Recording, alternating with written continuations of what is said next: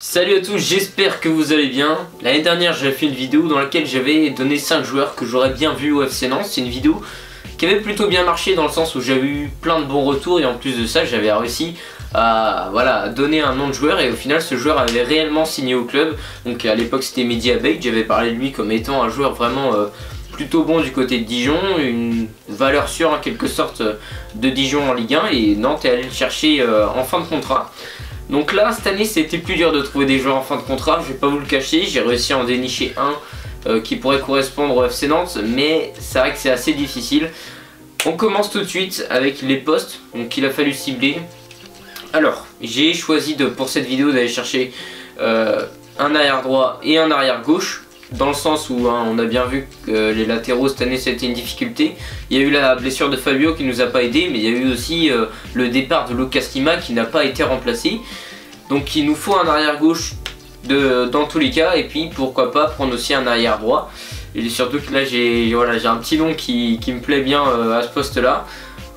J'ai également pris un milieu défensif. Évidemment on peut penser à un départ d'Abdoulaye Touré à la fin de la saison, c'est même quasiment sûr, hein. Il a clairement exprimé ses envies de départ, à voir. Il peut y avoir aussi la surprise d'un départ d'Imran Louza, même si j'adorerais le voir rester. Parce que pour moi Louza c'est vraiment un calibre au-dessus de tout ce qu'on a vu à Nantes, soit Verretou, Rongier, même Touré. Pour moi Louza c'est vraiment un calibre au-dessus, donc il faut vraiment le garder. Mais on peut comprendre qu'il ait des envies d'ailleurs aussi, hein. Ça fait longtemps qu'il est au club. Il a sa carrière devant lui, il est encore très jeune, il fait de très belles choses. À voir, moi j'aimerais bien le voir rester encore quelques années au club. En tout cas du coup un milieu défensif, donc relayeur à peu près peut-être plus dans le style de Touré, histoire de vraiment remplacer Abdoulaye Touré.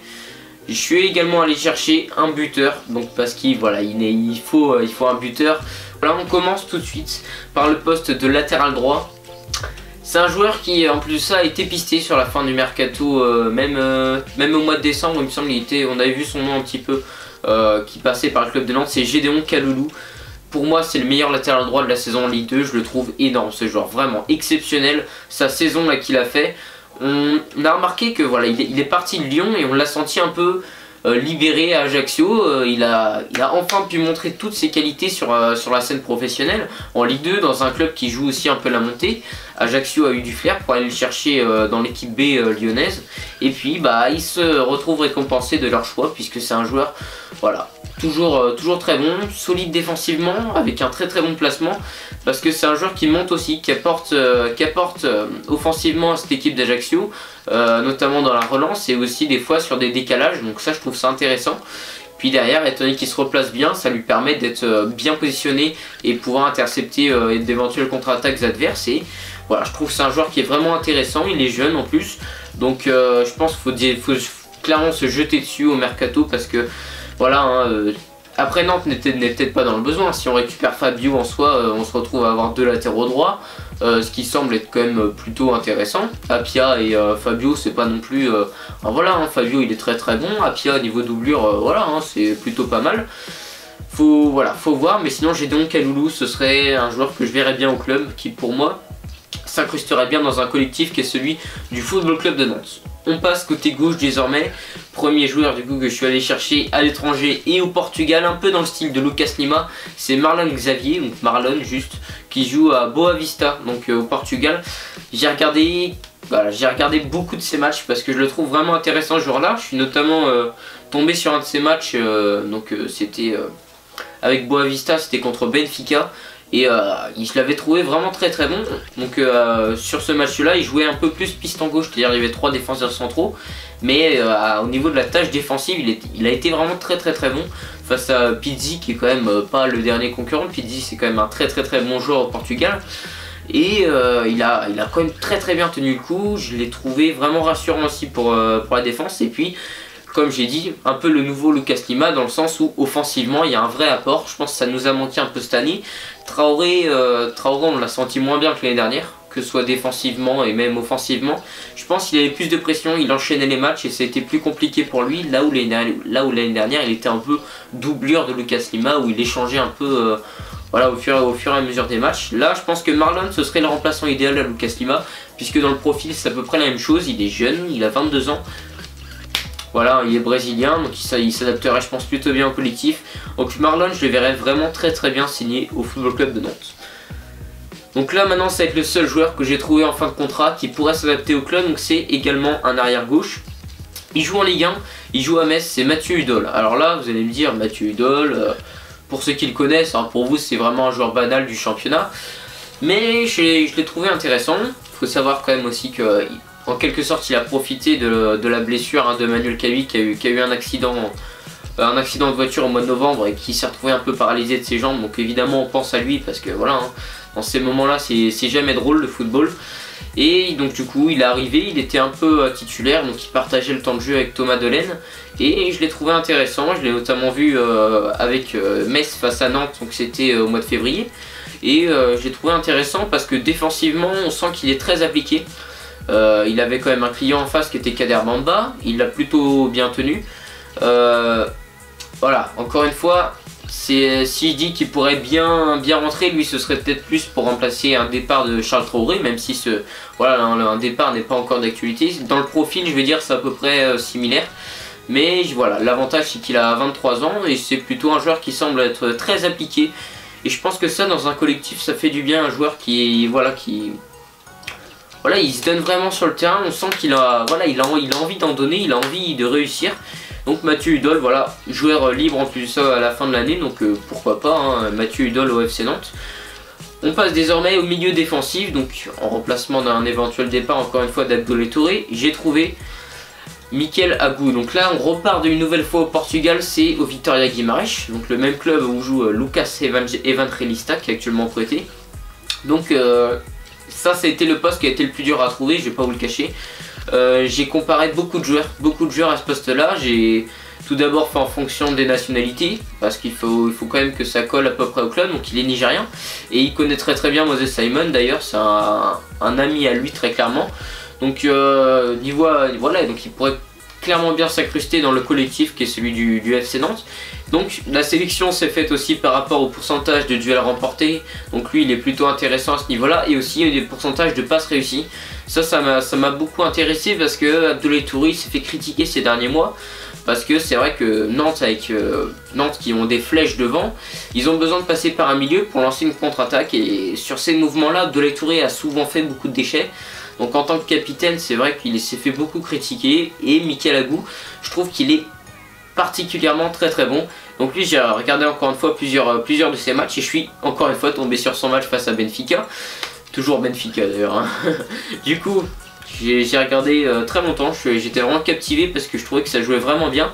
Et lui donc il jouait en 4-3-3 et lui il jouait du coup en milieu défensif. Il était vraiment tout seul entre la ligne de milieu et la ligne défensive du coup. Il a vraiment fait un travail de ratissage qui était exceptionnel. On se rend compte que c'est un joueur qui court beaucoup. Donc ce qui fait que son positionnement il est souvent très bon. Il arrive du coup à faire pas mal d'interceptions ou même à contrer plusieurs frappes.